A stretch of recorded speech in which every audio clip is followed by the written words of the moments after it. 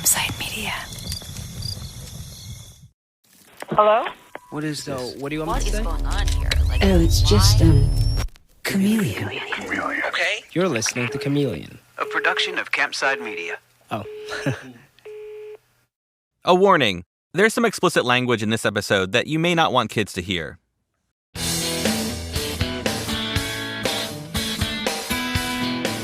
This is an ad. It starts with the music you're hearing. Rock and roll, kinda. The first thing you see in the ad is a really nice pool with desert landscaping around it. We're in Las Vegas, of course. You see two people on lounge chairs. There's a pretty blonde woman in a bikini. She's with a pale, overweight guy with patches of gray hair on his chest and shoulders. From the context, you assume they're a couple, these two. Then you see another guy walking toward the pool. He's tall, lean, and fit, wearing tight-fitting blue swim trunks. The blonde woman on the lounge chair looks over to the pool as the good-looking man steps into the water. She pulls her sunglasses down to get a look at this guy in the pool. Her pale, overweight companion sees her ogling the man and slams shut the magazine he's reading. Actually, on closer inspection, it's not a magazine. It's a Bentley car catalog. Because this is a high-class pool scene over here. The man throws his arms up in the air as if to say, "What the fuck?" The woman then stands up with an angry look on her face, grabs her towel, and throws it at the out-of-shape man next to her. She storms off, and he waves his hand in a don't-come-back kind of way. Then, scene cut. The woman is in the pool with a fit, good-looking guy. She grabs him by the shoulders. No words spoken. And then you see the two kissing in the pool. A hard man is good to find. Be that man with Solo Wellness. And that's the ad for Emile Bouhari's new weight loss business in Las Vegas. Yeah, Emile's about to find a way out of jail and get back in the weight loss game. Oh, and that fit guy in the ad, the one kissing the woman in the pool, it's actually Emile. He's made himself the spokesmodel for his new company. I'm Trevor Aaronson. From Campside Media, this is episode 10 of High Rollers, season 2 of Chameleon.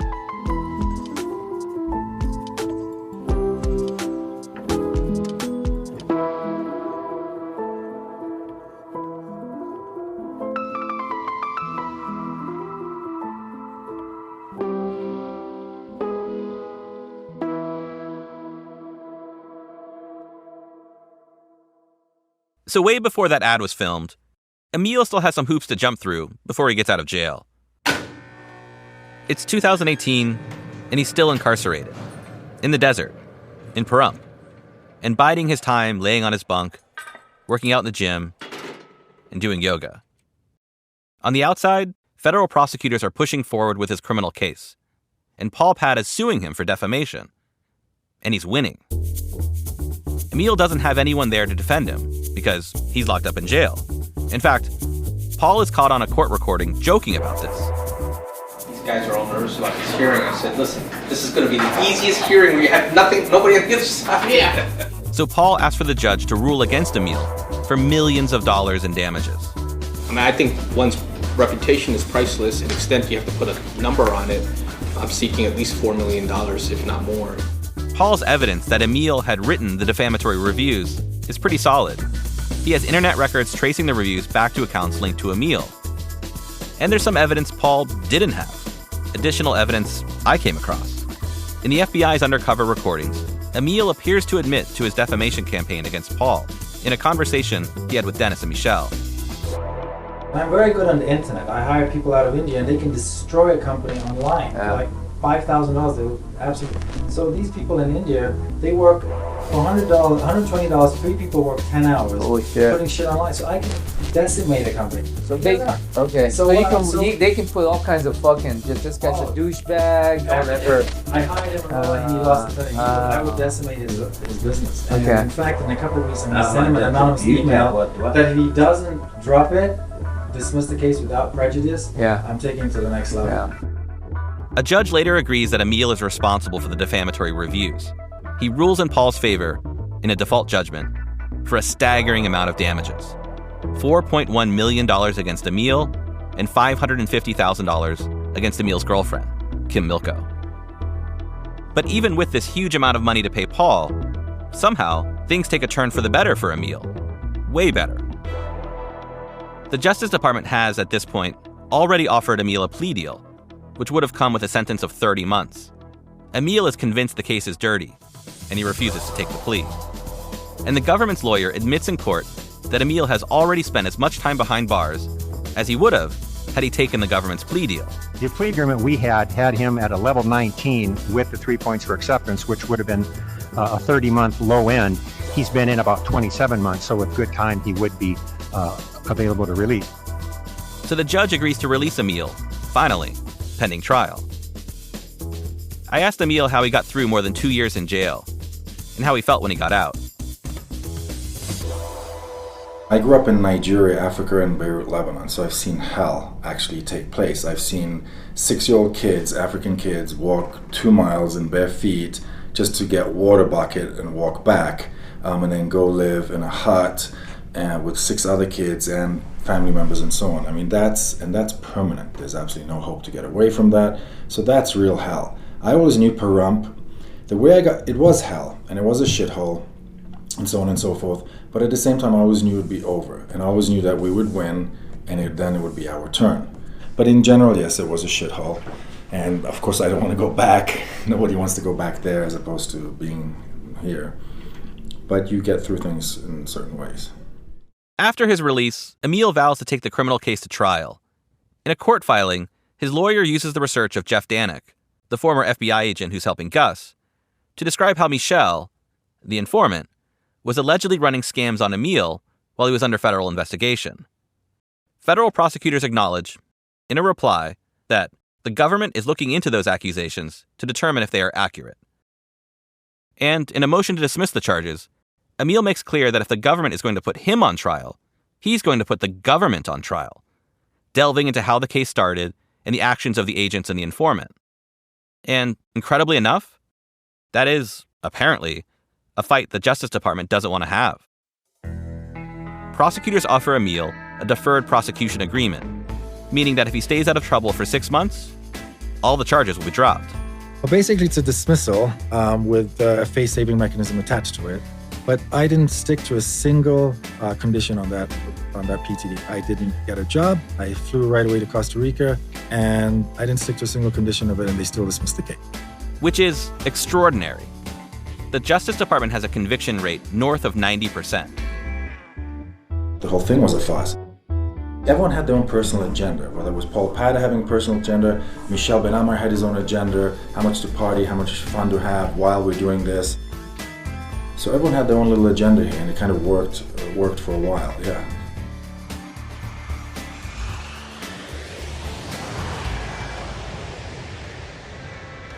So with Emile out of jail, I head back to Las Vegas. It's September 2020. There's a pandemic. And it's a weird time to be here. Las Vegas Boulevard is the emptiest I've ever seen it. Normally, the Strip is wall-to-wall people. During the time I'm here, though, the Strip appears mostly empty. I'm driving a few miles west of the city's famous casinos to meet Emile at his new weight loss clinic. Emile's been busy. Trevor, come on in. How are you? Good, how are you? Fine, thanks. Is it a good time? Yes, of course, come on in. I just want to check something with the bank right now. I don't think I was double charged for my rent. Emile's new weight loss clinic is in a strip mall and surrounded by other health and beauty businesses.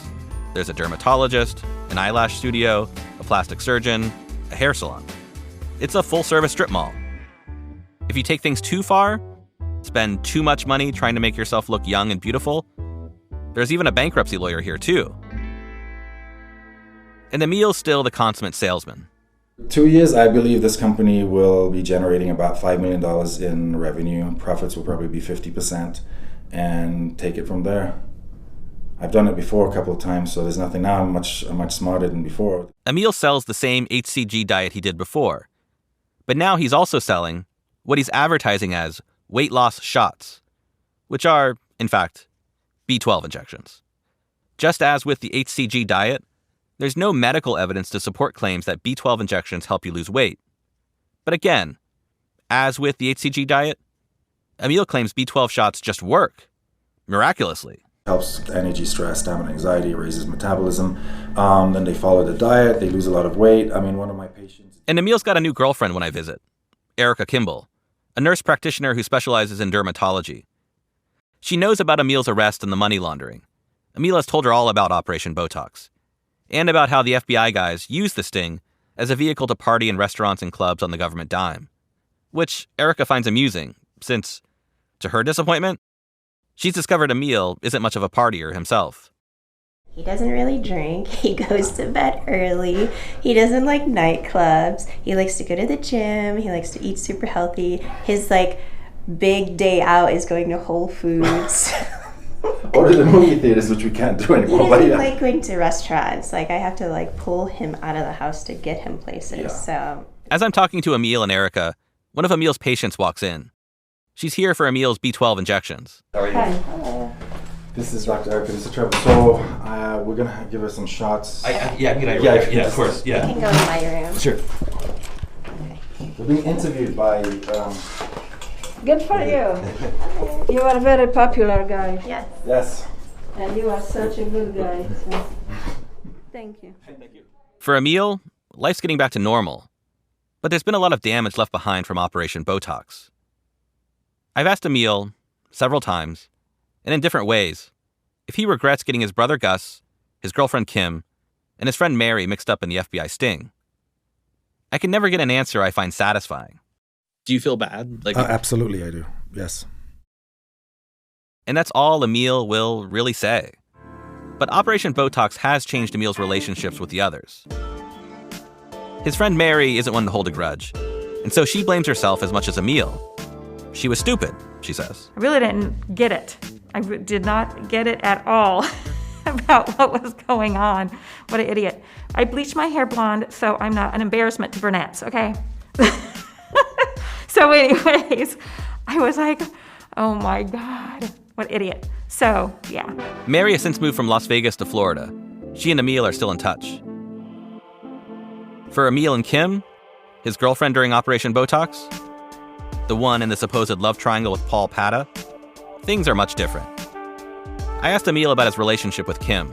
We just had different visions. She wanted nothing to do with the United States anymore. She didn't want to come back to Vegas. She hates it here, a lot of what happened. And so we basically broke up. Kim, who spoke to me at length several times when I first started researching Operation Botox, backed out of participating more fully in this podcast. I'd offered to interview her in Costa Rica, where she now lives. But she told me she blamed Emil for everything that happened, for pulling her into the FBI undercover sting, and she didn't want to be associated with Emil anymore, even in such an indirect way. Hey, Trevor, how are you? It's Kim. This is a recorded message Kim sent me. I think I'm going to hold off for just a little bit as far as doing this interview. Again, I'm very nervous about you speaking to Emil because he's an insane maniac. But of all the damage done, Emil should probably be most remorseful about what happened to his brother Gus. I told Emil that I was surprised Gus still talked to him at this point, that I thought Gus should be furious with him. Here's Emil talking about Gus. No, absolutely. And he had every right to be. He's like, look, what did you get me involved in and stuff like that. And I'm like, listen, this isn't a clear-cut thing. I said to Hassan, listen, this case is corrupt. It's going to get dismissed. This is the moral cover Emil has constructed for himself. Yeah, he did stuff wrong. He fucked up. He admits that.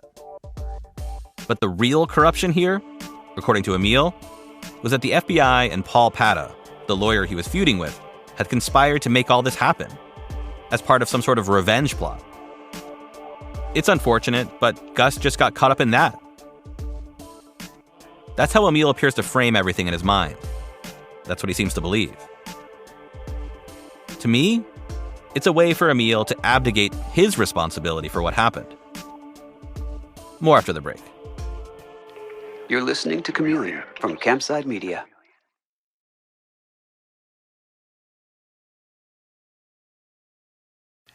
You're listening to Chameleon from Campside Media. So, Gus, while he's in the detention center with Emil, things start looking up for him too. The government offers him pretrial diversion, probation of a sort. Keep your nose clean for a specified amount of time, and the government will drop the charges. Most people would jump at a pretrial diversion agreement. This is Gus's lawyer, Ben Durham. Gus said no way, he wasn't signing it. which just further confirmed to me that he was actually innocent and hadn't done anything wrong. That would have been his ticket out of jail at that point. And he said, no, I'm going to sit here until it's dismissed. I'm not signing any kind of agreement. So Gus is sitting in jail while Ben devises a strategy to get him out and get the charges dropped. Ben decides to pursue outrageous government conduct. Outrageous government conduct sounds like a rhetorical phrase, but it's actually a legal term of art, meaning that the government's intentions and conduct were so outrageous that moving forward with a criminal prosecution violates a defendant's due process rights. In my opinion, I felt like it fell squarely within the parameters of outrageous government conduct. The government filed a half-assed response to the motion. It was set for a hearing a couple times, got pushed back. I don't think that they wanted to have a hearing on the motion. I don't think they wanted us to delve into some of those things that had happened. So we sat down with the U.S. attorney, with our investigator, kind of set forth what we thought had happened and what the evidence was. And they took it up to the higher-ups, and they have finally agreed to dismiss. So after a year in jail, Gus is about to be set free. He just doesn't know it. The government filed a motion to dismiss, and I didn't even know. And even everyone around, they're like, dude, your case is dismissed? Hey, fool, dude, your case got dismissed? I'm like, yeah, Mike, well, I don't know. That's what I heard. That's what I'm hearing right now with you. Later, a corrections officer comes for Gus. Pack your stuff, he tells him. The whole jail erupts in applause. Some of the guys there, they came to say bye. They shook my hands. They fist pumped. Some guys say, so you were actually innocent, huh? I was like, yeah, I was. I told you I was innocent. Like, man, I can't believe it, man. You're the only guy I ever met that was innocent. I've never met anybody who was innocent, except you.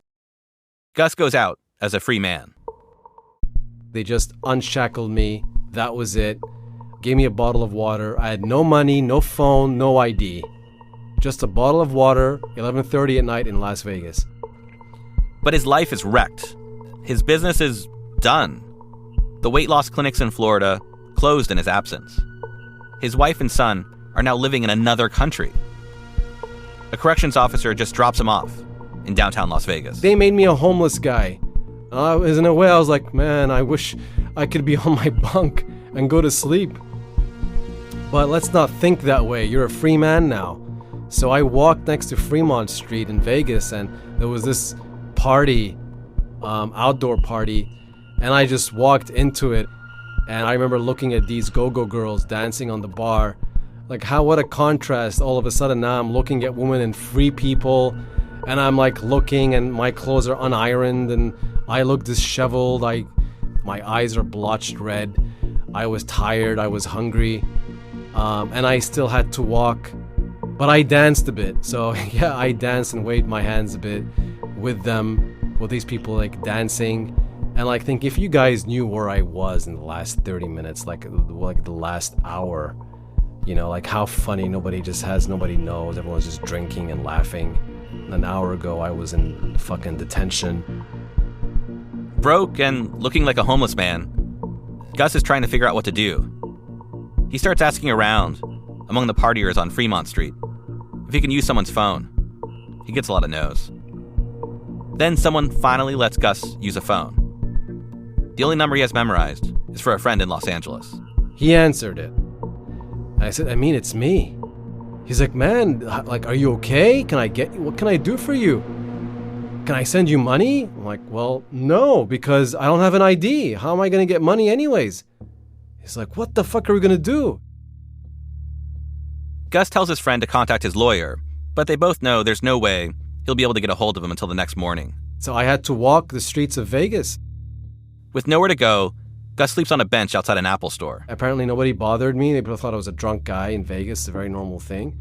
The next morning, Gus walks to the Venetian, a casino on the Strip, to use the bathroom. I looked like a frickin' bum. My hair was terrible. Didn't brush my teeth. I had to wash my face. An employee at the casino strikes up a conversation with Gus, gives him a bottle of water, and then offers to make a phone call for him. Ben, Gus's lawyer, picks him up at the Venetian. And Ben's got some cash, money that Gus's friend from Los Angeles had sent. So he put me up in a hotel. courtesy of my buddies sending me money, and the best sleep I ever had was like 15 hours of straight sleep, darkness. And in the morning, all of a sudden my buddy Emile had flown in with another friend of mine visiting from Dubai, and they came in and they hugged me and they were happy, and then we got my wife on the phone, and that's my story of how I got out. Gus wants to rebuild his life in the United States and bring his wife and son back from Turkey. But immigration officials have put what's known as a detainer on him, a bureaucratic flag in a U.S. government database that means that he could be detained by police and potentially deported. The government's logic in all this is basically, Gus came to the United States on an investor visa to start and run a business. Now that his business is closed, Gus's investor visa isn't good any longer, so he needs to leave the country. Which is messed up, right? The U.S. government put Gus out of business. And now, the U.S. government is threatening to deport him because he's out of business. Gus's only hope of staying in the United States is finding a way to start his business again, and quickly. But now, Gus has a reputational problem. Anytime someone Googles his name, they see those criminal charges. Gus Buari, money launderer. My reputation is destroyed. It's still destroyed online. Gus's whole situation is Kafkaesque. More after the break. You're listening to Chameleon from Campside Media.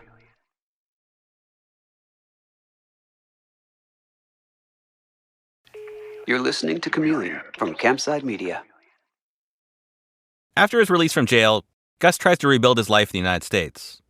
From a rented apartment in suburban Las Vegas, he tries to find a way to start his weight loss clinics back up.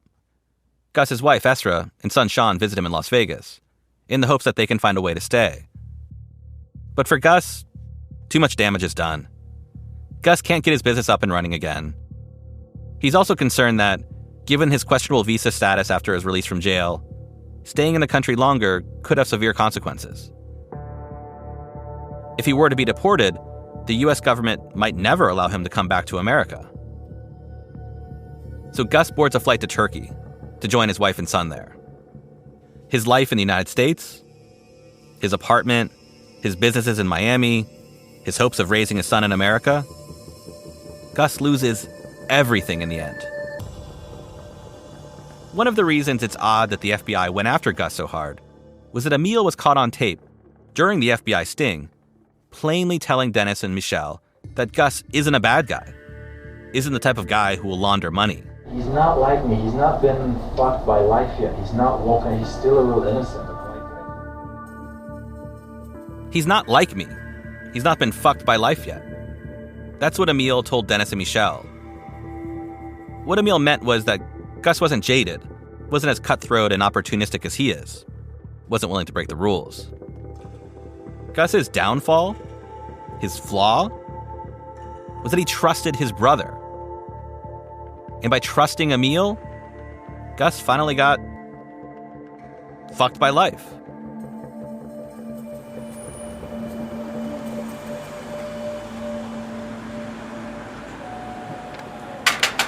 This is Togito School.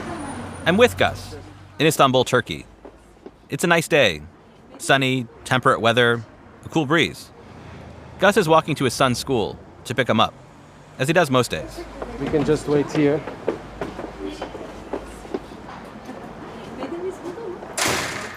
A few minutes later, Gus's son Sean walks out.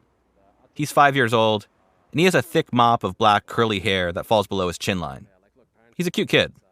Now that's Sean. Hello. How are you? Good, how are you?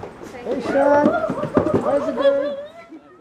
Gus and Sean start walking back to their apartment in Istanbul. It's rush hour, so there's a lot of road noise. Did you draw anything today? Paint anything today? Yeah. What did you do?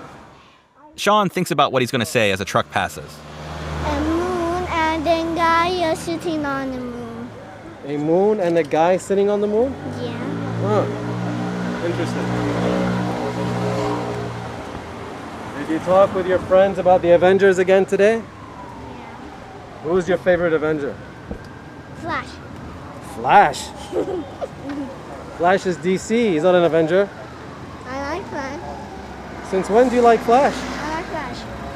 I like Flash. Sean was so young when he and his mother flew from Miami to Turkey that life in Turkey is the only one he's really known.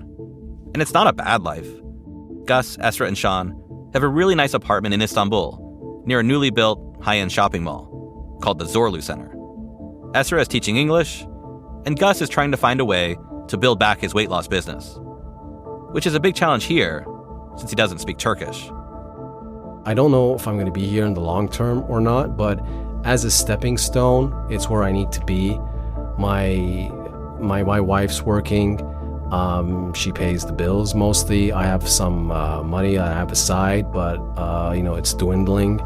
I love the wellness business. I'm going to figure it out. I'm not worried. I've always been a confident guy in my abilities and stuff. I don't panic. I know what I can achieve, and I will achieve what I need to achieve. My kid is happy. Sean is very happy. So that's good.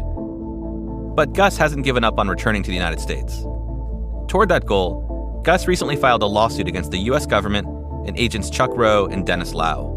The lawsuit alleges that Chuck and Dennis used Operation Botox to violate Gus's civil rights in order to, and I quote, drink, carouse, paw women, and spend wads of taxpayer money in investigating hapless nobodies and charging them with lurid crimes to justify their waste, fraud, and abuse.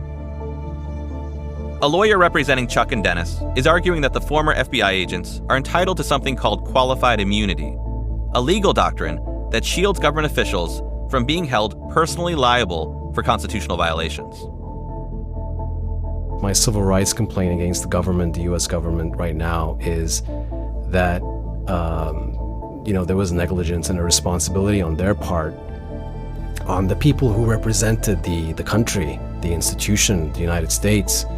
The Department of Justice attorney admits the evidence against me was slight and marginal. It's unfortunate that I had to go through all this for a slight and marginal case. So I kept pushing for my day in court, and I never got my day in court. Even till today, it's after the case, I'm still pushing for my day in court. Not to get here till today, to where I am today with my wife, and my son being happy. This was difficult to get to. This is like a couple of years after. Like, these couple of years have been very, very difficult. Gus's lawsuit against the government is seeking as much as $1 million in financial damages. It's also Gus's hope that if he can get the U.S. government to admit its wrongs in Operation Botox, he can negotiate new visas and a way to bring his family back to the United States. But Gus and his family may never get back. For now, he's learning to be content where he is, exiled in Istanbul. In the early afternoon, on a recent day, Gus and Sean are lining up his toys in the living room of their apartment. It's something they do often. Okay, tell you what, now put the good guys on one side and the bad guys on one side, and let's play a game. Yeah, but he doesn't have a leg, so I want to find his leg. Sean is digging through his toys, looking for the missing leg of one of his action figures. After a few minutes, he finds it and starts assembling his toys. Good guys on one side, bad guys on the other. So that's what we do when we play games. We put like good guys on one side, bad guys on one side, and then we have to have something epic in the background. Yeah, like the Optimus Prime, the Transformers song. Because when I was a kid too, I used to play with Transformers, and I used to have Transformers. So at least we can relate to that each.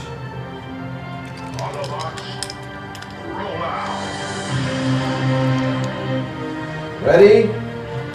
No.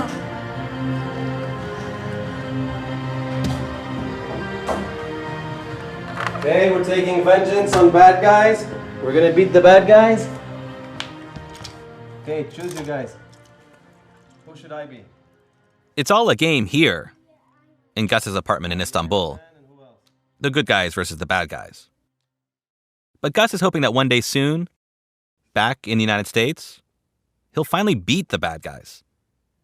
And everyone will realize what he's been saying all along. he's the real good guy in all this. There's also an alternative ending to think about. A what could have happened story. Gus was the one who listened to the FBI's secret recordings, scoured the evidence, and figured out what happened in Operation Botox. He's the one who exposed the FBI's abuses in the case. But what if the Justice Department hadn't indicted Gus? He never would have gone through the evidence and revealed what really happened. And I don't think Emile, Mary, or Kim would have done what Gus did. They would have, probably, taken plea deals. And in the end, none of the FBI's behavior in Operation Botox would have come to light. And so, it makes me wonder, how many more cases like Operation Botox are out there? And we just never hear about them. This was High Rollers.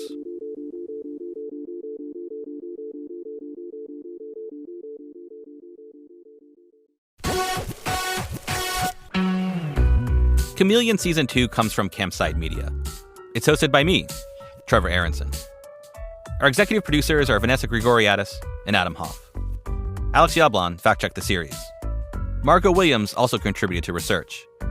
Mark McAdam composed the theme song. Doug Slawin and Sam Leeds provided production support.